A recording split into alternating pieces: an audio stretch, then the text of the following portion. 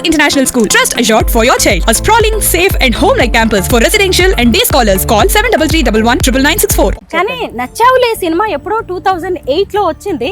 అప్పటికంటే అందంగా ఉన్నారండి. లేదు మీ దయ, మీ అభిమానం.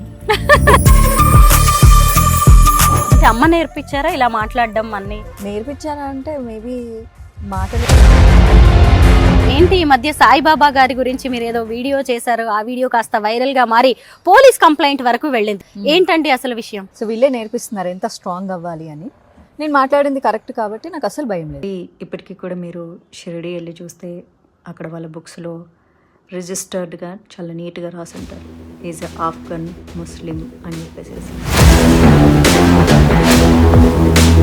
అందులో చాలా మంది దర్గాలకు వెళ్తుంటారు, చర్చిలకు కూడా వెళ్తూ ఉంటారు, అలా సాయిబాబాని పూజిస్తారు. అందులో తప్పేంటంటారు? అప్పుడు ఒక క్రిస్టియన్ గా ఉంటున్నాడు కదా గర్వంగా, ఒక ముస్లిం గా కూడా గర్వంగా ఉంటున్నాడు కదా, ఒక హిందూగా ఉండకుండా. హిందువులు కాబట్టి హిందువులు ఈ దేవుణ్ణే మొక్కండి అని హిందువులుగా మనం వేరే వాళ్ళకి చెప్పే హక్కు మనకుందా? 100% ఉంది. ప్రపంచానికి విశ్వానికే నీతి చెప్పినటువంటి దేశం ఇది. నా అన్వేష్ కూడా హిందూ మతం, హిందూ ధర్మం, సీతమ్మ గురించి కూడా కామెంట్స్ చేశారు. ఇప్పుడు ఆయన మీద కేసు ఫైల్ అయింది. దీని మీద మీరేమంటారు? నేను లాస్ట్ మంత్ ఒక వీడియో చేయడం జరిగింది అతని మీద. నువ్వు రేపే చేసేస్తాను అంటున్నావు. సీతాదేవి తర్వాత ద్రౌపది ఏ టీషర్ట్లు వేసుకున్నంత రేపులు అయ్యాయి. అన్నిటికీ మించి ఆడవాళ్ల శరీర అవయవాల్ని సరుకు సామాన్లతో పోల్చడాన్ని మనం ఎలా చూడాలి? శివాజీ గారి వ్యాఖ్యల మీద మీ అభిప్రాయం ఏంటి? ఈ ఎపిసోడ్ మీద నేను ఒకే ఒక రోజు ఫేస్బుక్ లో నా ఒపీనియన్ షేర్ చేయడం జరిగింది. వెంటనే జనాలు వచ్చేసి ఓహో నీకు ఇప్పుకొని తిరగడం ఇష్టమా అన్నారు. బట్టలు వేసుకొని పోతే అయితే మరి పార్టీ వ్యవహారాల్లో పెద్దగా ఎక్కడ కనిపించరు మీరు? 3.5 years అంటే 2018 లో జాయిన్ అయ్యా, 19 లో కంటెస్ట్ చేసా, 2021 చాలా యాక్టివ్గా ఉన్నా.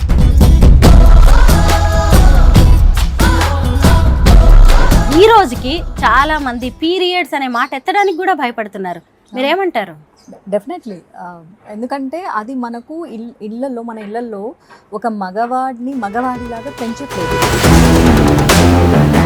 ఇక మీదట మీ స్టెప్స్ ఎలా ఉండబోతున్నాయి? అంటే నేనేదో ఆ చాణక్యుడిలాగా పథకాలు వేస్తానని చెప్పాలి. పెళ్ళెప్పుడు నేను చాలా ఎక్స్పెక్ట్ చేస్తా, చాలా జెన్యూన్గా ఉండాలి, ఉమెన్కి చాలా రెస్పెక్ట్ ఇవ్వాలి, ఏ ఉమెన్ అయినా సరే. మీకు ఎప్పుడైనా అలాగా జాగ్రత్త పడాలి ఇప్పుడే అని ఇండస్ట్రీలో ఉన్నప్పుడు అనిపిస్తుంది? రాత్రి నిద్రపోయే ముందు అనిపిస్తుంది, తెల్లారాక మర్చిపోతారు మళ్ళీ. అందరికీ నమస్కారం, నేను Swaroopa Putlapalli. Welcome to Suman TV. తన ఫస్ట్ మూవీ నచ్చావులేతోనే సూపర్ క్రేజ్ సంపాదించుకున్న హీరోయిన్ మాధవిలత. ఆడవాళ్ళు, అమ్మాయిలు, చీరలు, సనాతన ధర్మం, సాయిబాబా, ఇలా టాపిక్ ఏదైనా సరే తన అభిప్రాయాన్ని కుండ బద్దలు కొట్టినట్టుగా ఆవిడ చెప్పేస్తూ ఉంటారు. తను సోషల్ మీడియాలో ఏం మాట్లాడినా, ఏది చెప్పినా వైరల్ గా మారుతూ ఉంటుంది. ప్రస్తుతం నాతో పాటు ఉన్నారు మాధవిలత గారు. ఆవిడతో మాట్లాడదాం. నమస్తే మాధవిలత గారు. నమస్తే అండి. ఎలా ఉన్నారండి? బాగున్నాను, మీరు? బాగున్నానండి. కానీ నచ్చావులే సినిమా ఎప్పుడో 2008 లో వచ్చింది. అప్పటికంటే అందంగా ఉన్నారండి. లేదు మీ దయ, మీ అభిమానం. కాంప్లిమెంట్ కాదు, నేనేమి పొగిడేయట్లేదు. నిజం కాంప్లిమెంట్ అనుకున్నానండి. నిజం చెప్తున్నాను, చాలా బాగున్నారు. Thank you. అంటే అమ్మ నేర్పించారా ఇలా మాట్లాడడం అన్ని? నేర్పించారా అంటే మేబీ మాటలు ఇంట్లో నుంచి వస్తాయి కదా. మాధవి గారు, నిజంగా ఇప్పుడు మీరు అన్నదాన్ని కూడా నేను యాక్సెప్ట్ చేయాల్సిందే. ఎందుకు అంటే మీ వీడియోస్ అన్ని కూడా ఏది ఎవరో చెప్పినట్టుగా కాదు, స్పాంటేనియస్ గా మాట్లాడతారు, నిజాలు మాట్లాడతారు, గట్టిగా మాట్లాడతారు, ఎవరికి భయపడినట్టుగా ఉండదు. మనం ఇలా మాట్లాడితే కాన్సిక్వెన్సెస్ ఏముంటాయి అనేది కూడా మీకు ఉండదు. అవును, అంటే అదే బ్యూటీ సీక్రెట్. దానికి దీనికి సంబంధం లేదు. ఇది లైక్ బ్రేవరీ. చిన్నప్పటి నుంచి నాకు అలానే ఉంది. మా డాడీ దేనికి భయపడ్డు, అస్సలు భయపడ్డు. అదే నేచర్ నాకు వస్తుంది. మరి మా నాన్న లక్షణాలు నాకు వస్తాయి కానీ ఎవరై రావు కదా. కరెక్టే. సో ఆయన దేనికి భయపడరు, దేని గురించి ఆలోచించారు. మేబీ ధైర్యం అక్కడి నుంచి వచ్చింది అనుకుంటా. చిన్నప్పటి నుంచి నేను ఇలాగే ఉన్నాను. అంటే నా ఫ్రెండ్స్కి, నా స్కూల్ మేట్స్కి, మా చుట్టాలకి, వీళ్ళందరికీ తెలుసు నేను ఇలానే ఉన్నానని.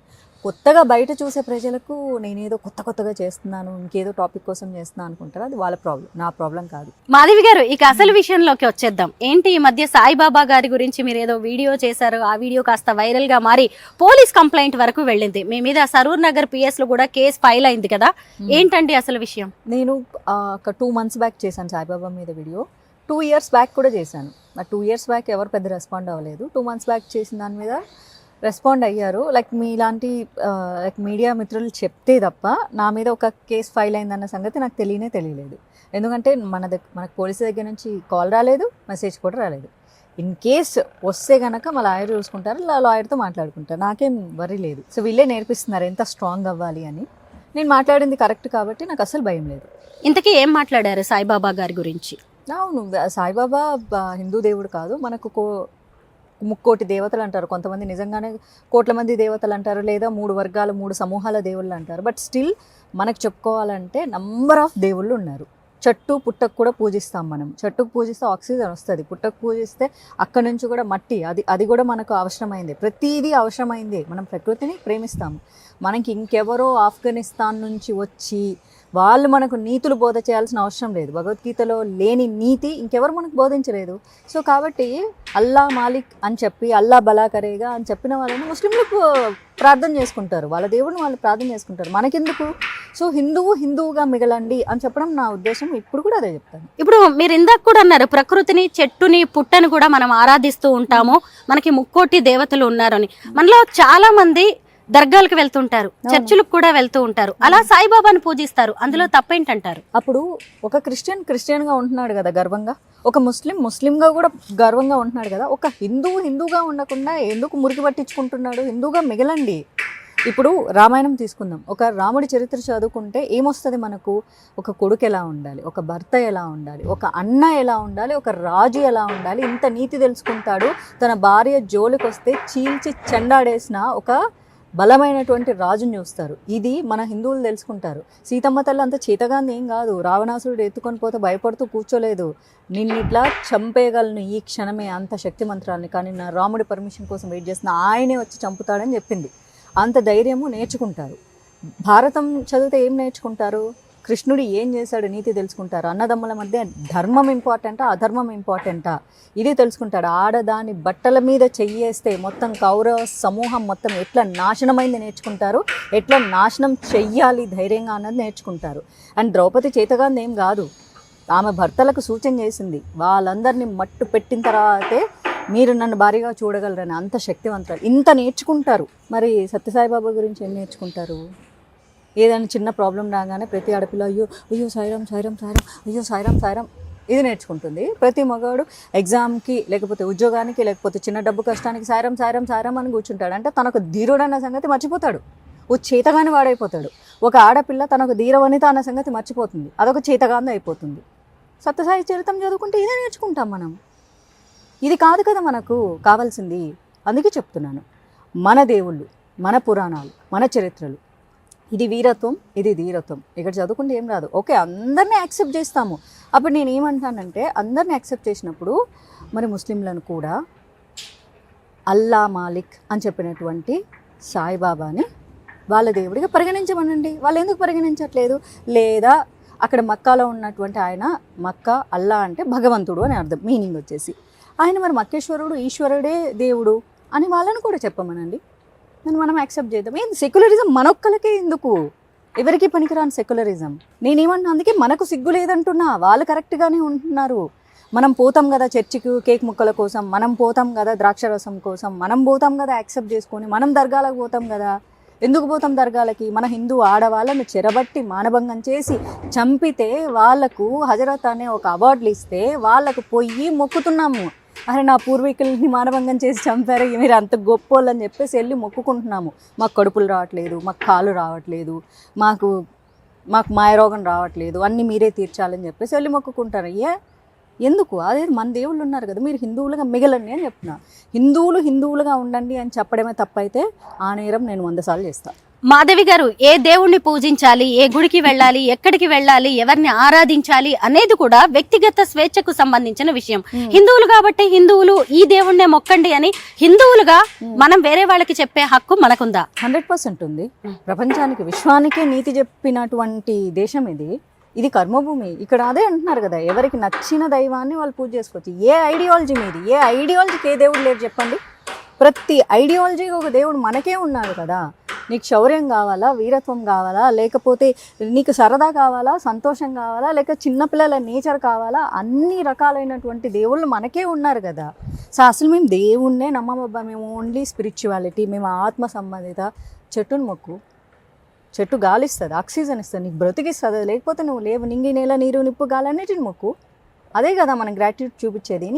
నీకు ఏం తక్కువైందని ఒక ఆఫ్ఘనిస్తాన్ వాడు వచ్చి నీకేం నీతి చెప్తున్నాడు అని అడుగుతున్నా.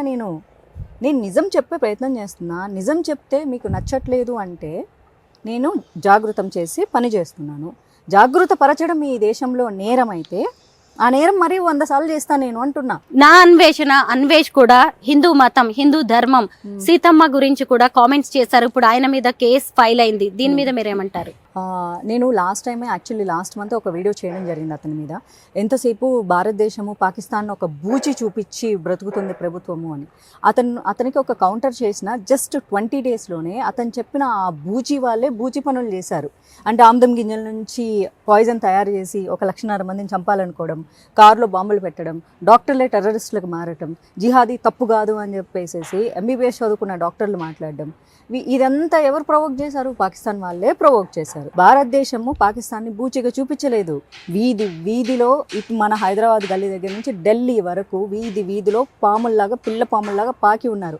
అవకాశం దొరికితే మనల్ని చంపాలని చూస్తున్నారు. ఎందుకు చంపాలనుకుంటున్నారు? ఈ మతం కోసమే చంపాలనుకుంటున్నారు. వాళ్ళకి వేరే ఇంటెన్షన్ ఏం లేదు. వాళ్ళ మతాన్ని మొత్తం విస్తరింపజేయడమే వాళ్ళ ఒక టార్గెట్. సో కాబట్టి అతను అలాంటి మాటలు మాట్లాడినోడు, మిషనరీ స్కూళ్ళల్లో చదువుకున్నాడు. మరి సీతమ్మ తల్లి మీద, ద్రౌపది మీద అలాంటి కామెంట్లు చేయక, అవి మిషనరీ స్కూళ్ళల్లో చెప్తారు. సీతమ్మ తల్లి టీషర్ట్ వేసుకుందా, ద్రౌపది టీషర్ట్ వేసుకుందా, ఎందుకు రేపులు చేశారు? సీతమ్మను ఎవరూ రేప్ చేయలేదు, ద్రౌపదిని ఎవరూ రేప్ చేయలేదు. అసాల్ట్ జరిగింది. ఎస్, వాళ్ళతో సీతమ్మ తల్లిని ఎత్తుకెళ్లారు, ద్రౌపదీదేవి చీరను లాగారు. కానీ లాగుతుంటే అక్కడ ఆమె అలా పడిపోలేదు. శ్రీకృష్ణుడు వచ్చి కాపాడాడు. ఈ నీతి మనకు కూడా నేర్పించారు. సో కృష్ణుల్లా బతకమని చెప్పారు అంతే తప్ప లాగుతున్న కౌరవుల్లాగా బతకమని చెప్పలేదు. సో ఇలాంటి వాళ్ళని ఫాలో అవుతున్నారు చూడండి, వీళ్ళని కొట్టాలి ఫస్ట్. ఎందుకంటే భారతదేశాన్ని కించపరిస్తే మన దేశంలో చెత్త ఉంది, ఎవరా చెత్త వేసింది? ఇలాంటి చెత్త ఎదవలే వేశారు. అవునవును, మన దేశం మొత్తం చెత్త ఉంది అని కామెంట్లు చేస్తున్నారు చూడు. ఇట్లాంటి ఎదవలు ఫాలో అవుతున్నారు. ఈ ఎదవలు ఫాలో అయినంత కాలం ఎదవలు మేము హీరోలమనే ఫీల్ అవుతూ ఉంటారు. సో ఇప్పుడు ఆ ఎదవ కూడా హీరో అనే ఫీల్ అవుతున్నాడు.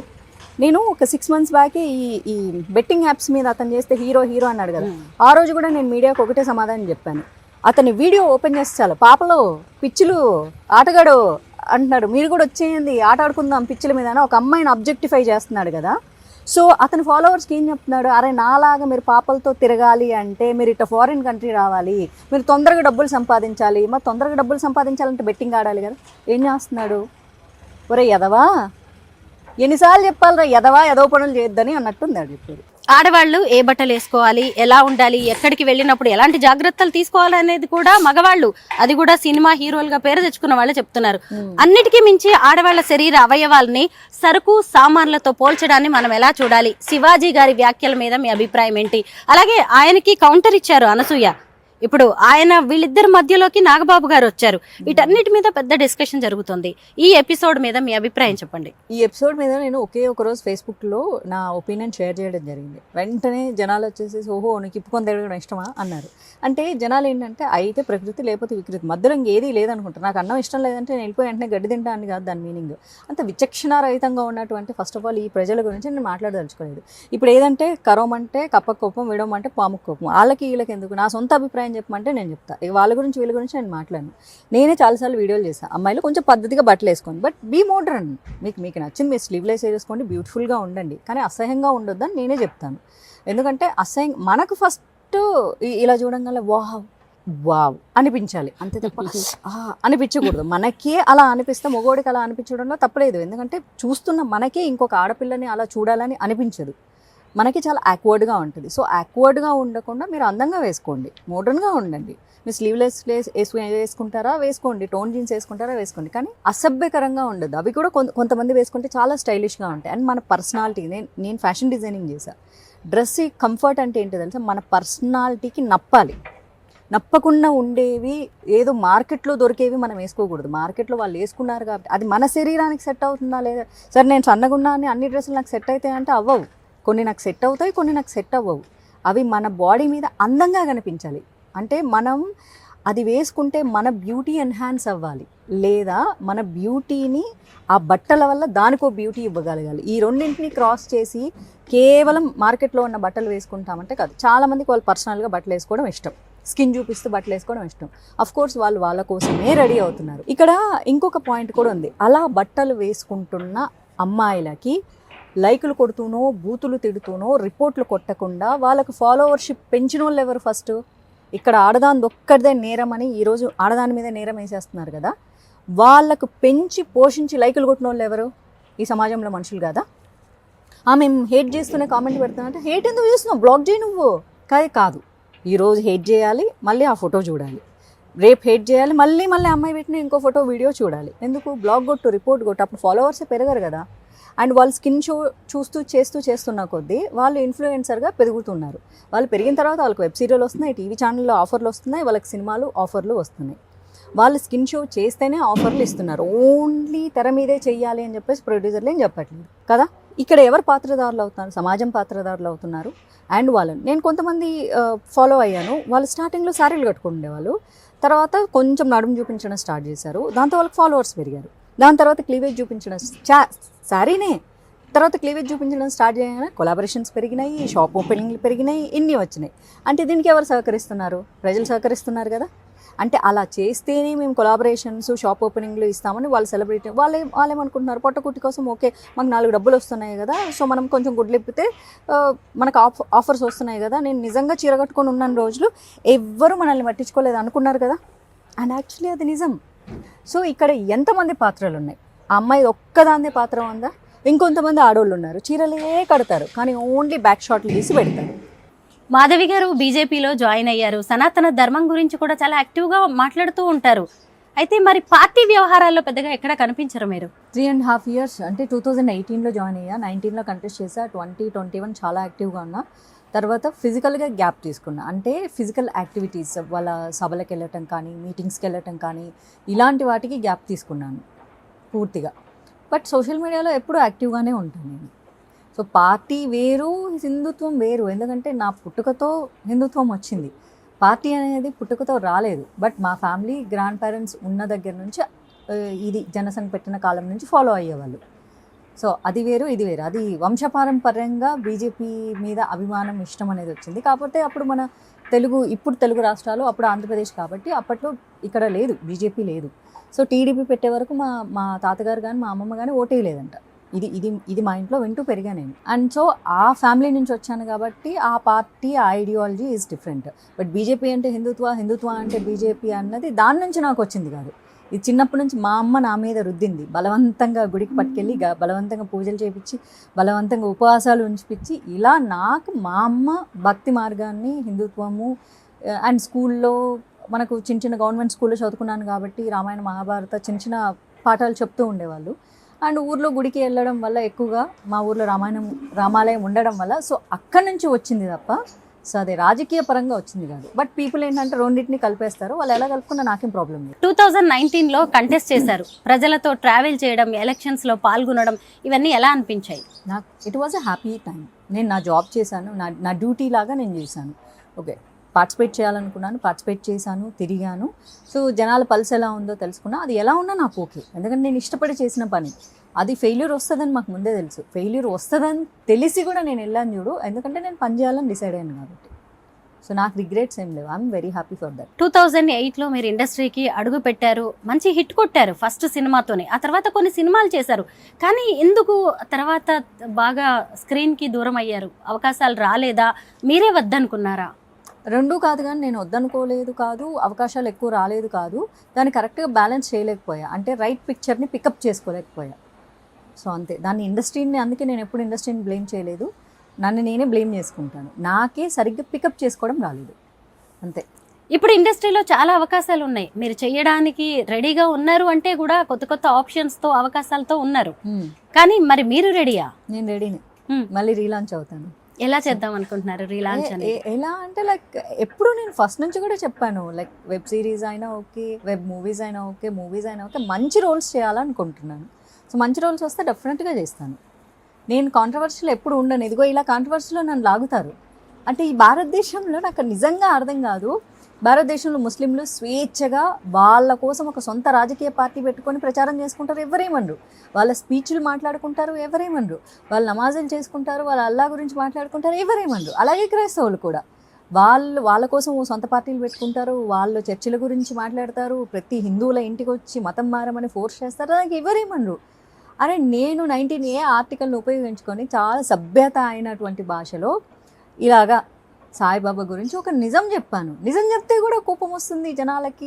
స్వాతంత్రపు అండ్ వాక్ స్వాతంత్రపు హక్కును వాడుకోవద్దు అని నన్ను కాంట్రవర్షియల్లోకి పుల్ చేసి మాధవీలత ఈజ్ ఆల్వేస్ కాంట్రవర్షియల్ అంటారు చూడు.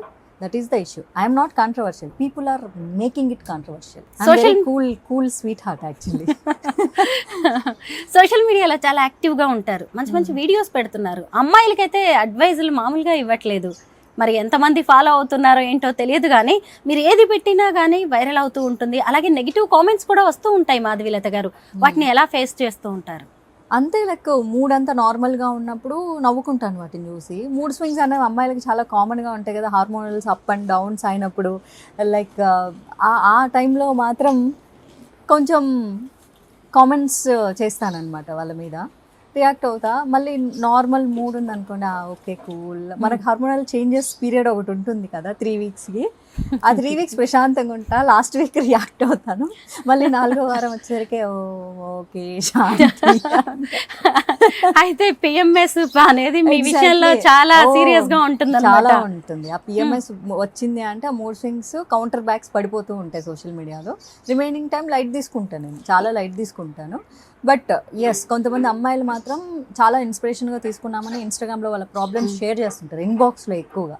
సో వాళ్ళకి సలహాలు ఇస్తుంటారు. చాలామంది లవ్ ఫెయిల్యూర్స్, చాలామంది లవ్లో స్ట్రక్ అయిపోయి లవ్ బాంబింగ్ లేకపోతే క్రమ్మింగ్ ఇట్లాంటి దాంట్లో బాధపడుతూ అక్క ఎట్లా డీల్ చేయాలి అని.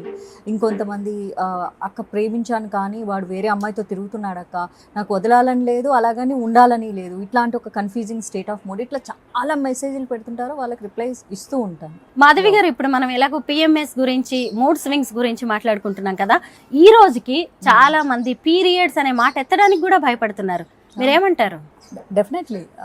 ఎందుకంటే అది మనకు మన ఇళ్ళల్లో ఒక మగవాడిని మగవాడిలాగా పెంచట్లేదు, ఒక మగవాడు ఆడపిల్లలాగా ఎలా ఉండకూడదని చెప్పి పెంచుతున్నారు. సో ఒక తల్లి ఫస్ట్ మొదటగా తను ఒక ఆడది, తనకి తనే సిగ్గుపడిపోయి తను ఎందుకు సిగ్గుపడుతుంది, వాళ్ళ తల్లి అలా పెంచింది కాబట్టి. అలా కాకుండా ఇక్కడ అమ్మాయి అనేది నీతో పాటు కో ఎగ్జిస్టింగ్ క్రియేచర్ అని చెప్పి పెంచాలి. సో నువ్వు కో ఎగ్జిస్టింగ్ క్రియేచర్ అని చెప్పి పెంచట్లేదు. నువ్వెందుకు ఆడపిల్లలాగా ఏడుస్తున్నావు, నువ్వు ఏడవకూడదు. నువ్వెందుకు ఇలా ఎందుకు ఇట్లా కొంచెం ఇట్లా వయ్యారంగా మాట్లాడుతున్నావు, ఆడపిల్లలాగా మాట్లాడకూడదు. నువ్వు ఎందుకు ఇంత సెన్సిటివ్గా ఉన్నావు, ఆడపిల్లలాగా ఉండకూడదు. వాడు మగవాడు, వాడు బయటికి పోతాడు, ఎన్ని గంటలకైనా వస్తాడు, నువ్వు ఆడపిల్ల నువ్వు పోకూడదు. నువ్వు అట్లా కాదు, మన చెల్లిని అక్కని అట్లా పంపించకూడదు. ఇలా కాకుండా అరే బయట కూడా నీ అక్క చెల్లెలు లాంటి వాళ్ళ నువ్వు ప్రొటెక్ట్ చేయని చెప్పాలి. ఆడు తిరుగుతాడు నువ్వు తిరగకూడదు అని చెప్తున్నారు, కానీ బయట నీకు ఏమన్నా పని మీద వేరే ఆడపిల్లలు కనిపిస్తే నువ్వు ప్రొటెక్ట్ చేయి. ఎందుకంటే తను కూడా నీ ఇంట్లో పెరిగిన లాంటి ఆడపిల్ల. ఎప్పుడు చెప్పాలి? 25 ఏళ్ళు వచ్చాక చెప్పకూడదు, ఆడికి 3 ఏళ్ళు ఉన్నప్పటి నుంచి చెప్పాలి. అప్పుడు చెబితేనే అవుతుంది. అన్నీ చెబుతూ ఉండాలి. ఇంట్లో అక్కో చెల్లో కజినో ఇంకెవరో ఉంటారు కదా, పీరియడ్స్ వస్తాయి, ఎందుకు వస్తాయి, దిస్ ఈజ్ సైకిల్, అది వస్తేనే పుట్టుకనేది అని చెప్పగలగాలి. ఇది అపవిత్రం కాదు, ఒక ట్యాబూనే. అంటే మన పెద్దవాళ్ళు యాక్చువల్లీ ఈ ట్యాబూ వెనక ఉన్న అసలు నిజం ఏంటి, ఆమెకి రెస్ట్ ఇవ్వాలి. ఆ 3 రోజులు ఆమె రెస్ట్ తీసుకుంటే తర్వాత మిగిలిన లేకపోతే 3-5 రోజులు రెస్ట్ తీసుకుంటే ఆ 25 రోజులు ఇంట్లో కుక్క పని చేస్తుంది తను. మళ్ళీ 5 రోజులు రెస్ట్ తీసుకుంటే ఆమె శరీరం బూస్టప్ అవుతుందని చెప్పేసి ఆమెకు రెస్ట్ ఇచ్చేవాళ్ళు. ఎందుకు సపరేట్ ప్లేట్ పెట్టేవాళ్ళు? ఫర్ హైజీన్ రీజన్స్, అంతే తప్ప అంటరాంతనం కాదు. అది ఆమెకి రెస్ట్ ఇచ్చేవాళ్ళు. పూజ చేయొద్దు ఎందుకంటే శరీరం అలసిపోతుంది, అన్ని డెకరేషన్స్ ఆమె చేసుకోవాలి కదా, ఇంటి పని చేయొద్దు ఎందుకంటే ఇంటి పని అంతా ఆమె చేస్తుంది కాబట్టి అలసిపోతుంది. తులసి మొక్క ఎందుకు ముట్టుకోకూడదు ఎందుకంటే ఆమె శరీరంలో హీట్ ఎక్కువగా ఉంటుంది, హీట్ ఎక్కువగా ఉంటే ఏ ఆకులైనా మాడిపోతాయి. This is simple science behind it.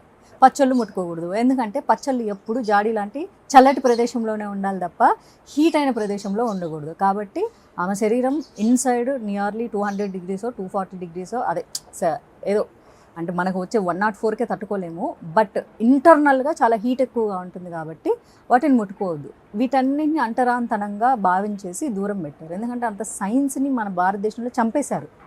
మన ఒక 4-5 జనరేషన్ల వెనక ఈ సైన్స్ ఉండేది, బ్రిటిష్ వాడు వచ్చాక ఆ సైన్స్ని చంపేశాడు. మనకు పిచ్చి సైన్స్ని నేర్పించాడు.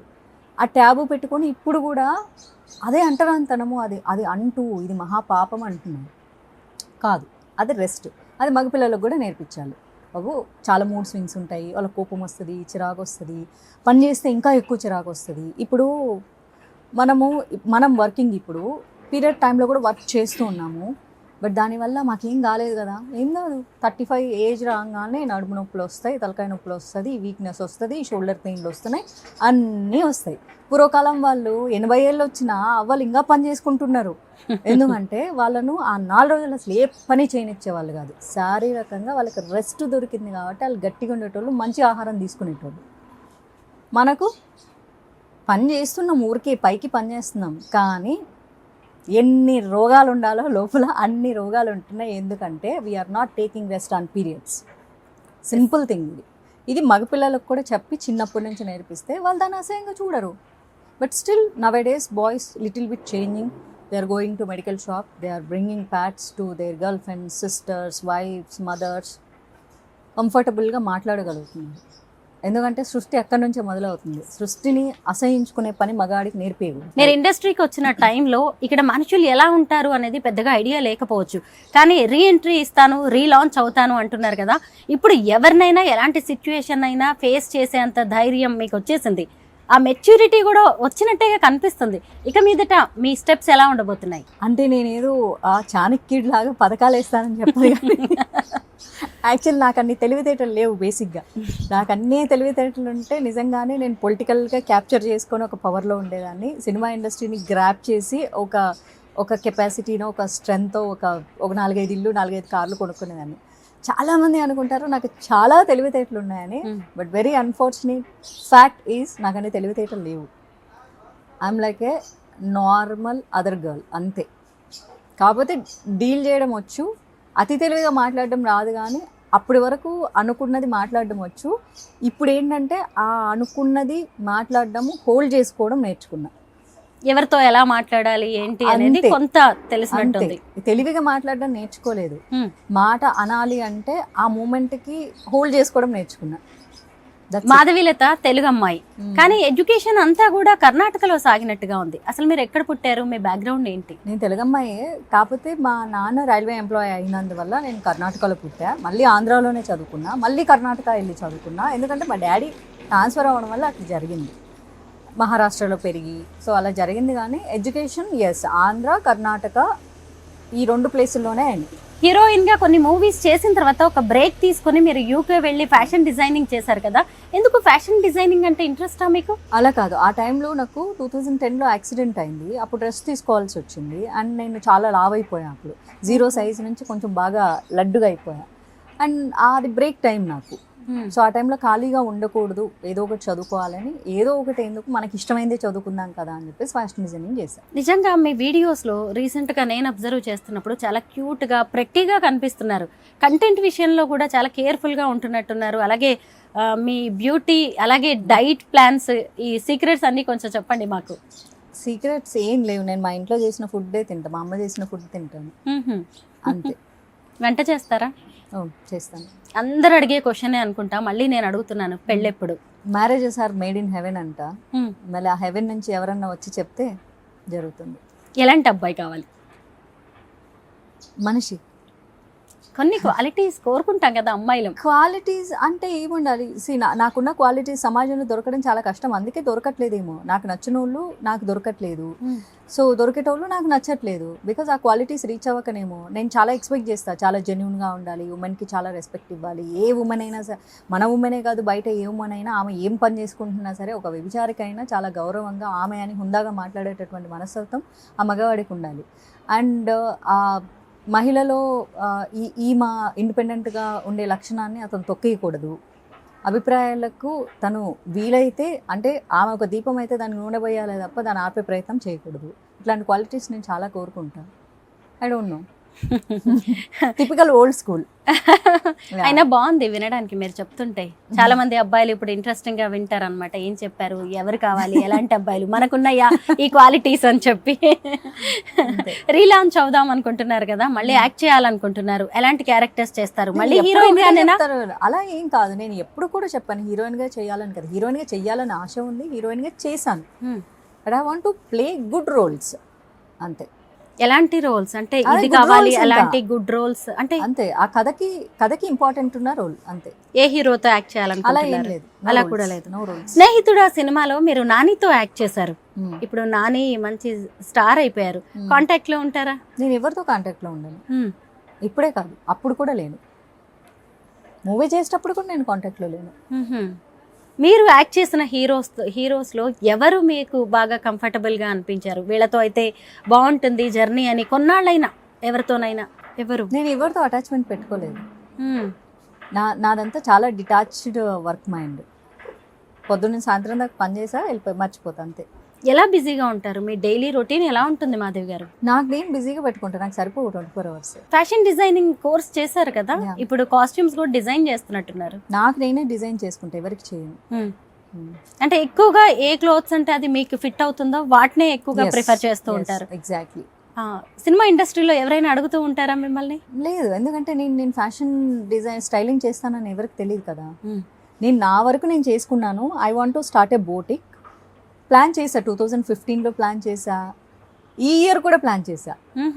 2015 ప్లాన్ చేసా, 25 ప్లాన్ చేసా, అది వర్క్ అవ్వలేదు. బట్ ఎందుకలా గ్యాప్ వస్తున్నట్టుంది? ఐ డోంట్ నో, సమ్హౌ నేను ఒక్కదాన్ని దాని మీద ఫోకస్ చేసి చేసుకోలేను. But I need someone who supports exactly నా మైండ్ సెట్కి, నాతో ట్రావెల్ చేయడానికి, నా స్టైలింగ్కి కరెక్ట్గా ఉండే నా ఫ్రెండ్స్ని చూస్ చేసుకుంటున్నాను. బయట వాళ్ళని చూస్ చేసుకోవట్లేదు నేను.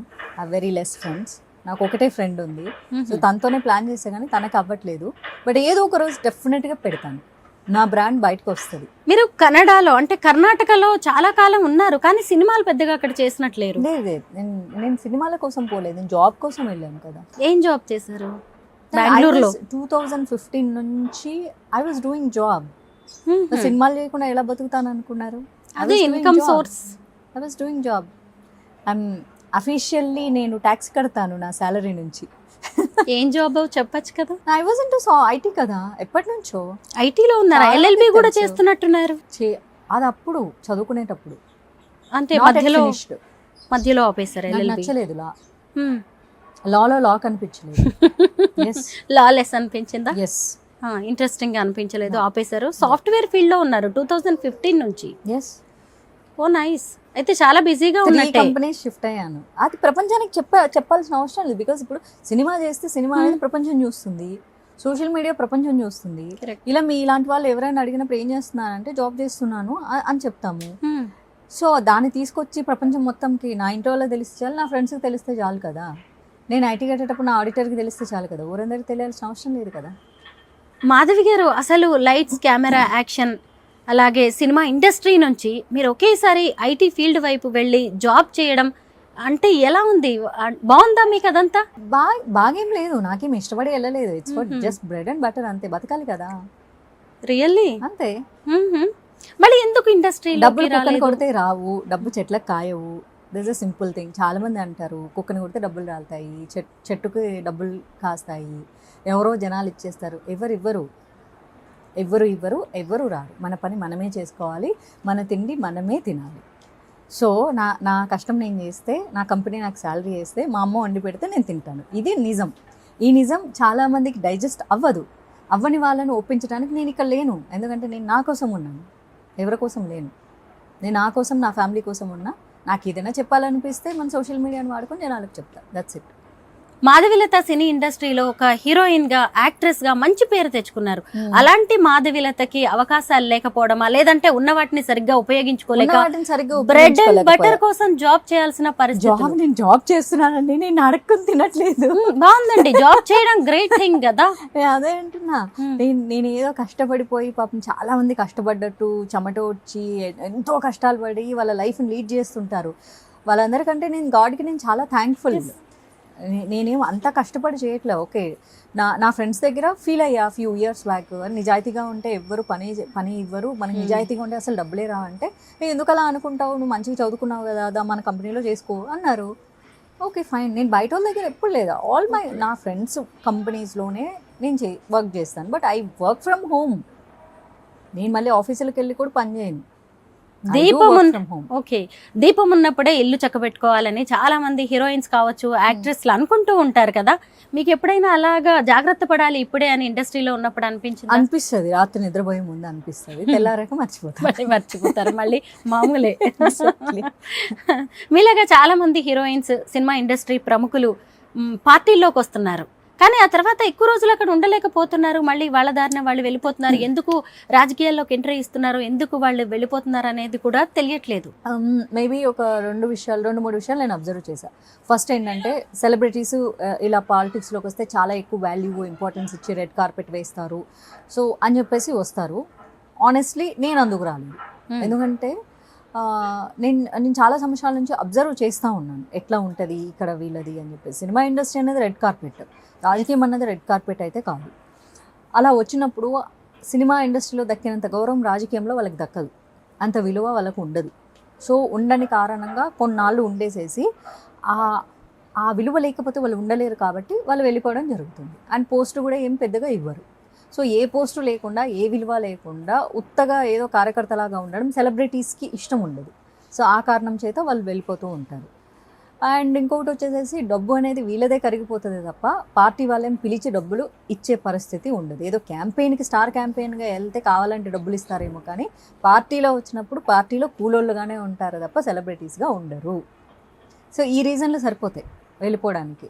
బట్ నేను వచ్చింది వాళ్ళేదో మెచ్చి మేకతోలు కప్పేస్తారు, రెడ్ కార్పెట్లు వేస్తారు అని రాలేదు. నేను వచ్చింది జనాలకి ఏమన్నా మంచి చేద్దాము, దానికి రాజకీయం హెల్ప్ అవుతుందని వచ్చాను. వచ్చినప్పుడు ఓకే, నాకు ఎమ్మెల్యే సీట్ వచ్చింది, నేను కష్టపడి పనిచేశాను, ఎలక్షన్ ట్రీ తెలుసుకున్నాను, నేను హ్యాపీ ఫీల్ అయ్యాను. నా బాధ్యతగా నా వాయిస్, నాకున్న కేపబిలిటీ, నా వాయిస్, నా నాలెడ్జ్, నేను ఓకల్గా స్ట్రాంగ్, నేను అదే జాబ్ చేస్తున్నా ఇప్పటికీ కూడా. అందుకే పబ్లిక్ ఈవెంట్స్కి నేను ఫిజికల్గా వెళ్ళడం మానేశాను. అంటే ఒక మనిషి మళ్ళీ దీన్ని కూడా బూతులు మాట్లాడతారు, ఫిజికల్ యాక్టివిటీస్ మానేసిన అంటే దాన్ని కూడా బూతులు. సో అంటే నేను ఒక మనిషిగా అక్కడికి వెళ్ళట్లేదు. ఇది తెలుగులో చెప్తే ఇంక అంతే, నేను ఒక మనిషిగా అక్కడికి ఈవెంట్లకు నడిచి వెళ్ళట్లేదు, ఉండట్లేదు, అపియర్ అవ్వట్లేదు. అంటే పాలిటిక్స్ లో కంటిన్యూ అవ్వాలనుకుంటున్నారా, ఇక చాలరా బాబు అనుకుంటున్నారా? నేను అలా ఏం అనుకోలేదు కదా. నేను ఇప్పటికీ చెప్తాను, ఐఎమ్ స్టిల్ ఇన్ బీజేపీ. నాకు బేసిక్గా ఏదైనా ఒకటి పట్టుకుంటే వదిలేసి అలవాటు లేదు. ఏదైనా కానీ, ఒక ఫ్రెండ్ అయినా, ఒక వస్తువు అయినా, ఒక డ్రెస్ అయినా, ఒక పార్టీ అయినా, ఒక సినిమా అయినా చాలా ఇష్టపడి తీసుకుంటాను నేను. వదిలేయడం అన్నది నా జీవితంలో అంత ఈజీగా జరగదు. అది జరిగింది, నాకు అక్కర్లేదురా బాబు అంటే నేను అఫీషియల్గా రిజైన్ చేస్తాను. నేను బీజేపీ నుంచి తప్పుకుంటున్నానని ఒక లెటర్ సబ్మిట్ చేసి బయటకు వస్తాను. అది నా సొంత అభిప్రాయాలకే వస్తాను తప్ప వాడన్నాడు, వీడన్నాడు, నన్ను ఇంకేదో అన్నాడు అని చెప్పేసి నేను బయటికి రాను. ఎందుకంటే నాకు విలువ ఇవ్వమని నేను ఈ రోజు వరకు పార్టీలో ఎవరిని వెళ్ళి అడుక్కోలేదు. కాబట్టి నాకు విలువ ఇవ్వట్లేదు అని నేను ఏడవలసిన అవసరం నాకు ఏ రోజు రాలేదు. నేను ఆ క్రైసిస్లో ఉంటే నాకు ఆ ఫీలింగ్ ఉంటుంది. నేను ఆ క్రైసిస్లో లేను. నేను ఎప్పుడో జమానాకు ఒకసారి నాకు కావాల్సిన వాళ్ళతో మాట్లాడితే వాళ్ళు బ్రహ్మాండంగా మాట్లాడతారు. నేను రోజు పోయి వాళ్ళని అడుక్కోవట్లేదు కదా. నేనే రేర్ పీస్ డైమండ్ లాగా అప్పుడప్పుడు కనిపిస్తా వాళ్ళకి. సూపర్ అండి, మీలాంటి ఫైర్ బ్రాండ్స్, స్ట్రాంగ్ వాయిస్ ఖచ్చితంగా పాలిటిక్స్కి అవసరం. అలాగే సినిమాల్లో కూడా మీ రీలాంచ్, రీఎంట్రీ అనేది సూపర్ గా ఉంటుందని మేమైతే అనుకుంటున్నాం. మంచి క్యారెక్టర్స్ తో మంచి పాత్ర చేయాలని అనుకుంటున్నాం అంతే. ఎందుకంటే మేము ఇన్ని రోజులు మంచి యాక్ట్రెస్ గా మిమ్మల్ని గుర్తుపెట్టుకున్నాం. అలాగే ఇక మీదట మీరు చేసేవి కూడా నెక్స్ట్ జనరేషన్ కి కూడా చక్కగా రోల్ మోడల్ గా ఉండేలాగా చేయాలని కోరుకుంటున్నాం. Thank you so much Madhavilatha గారు. Thank you.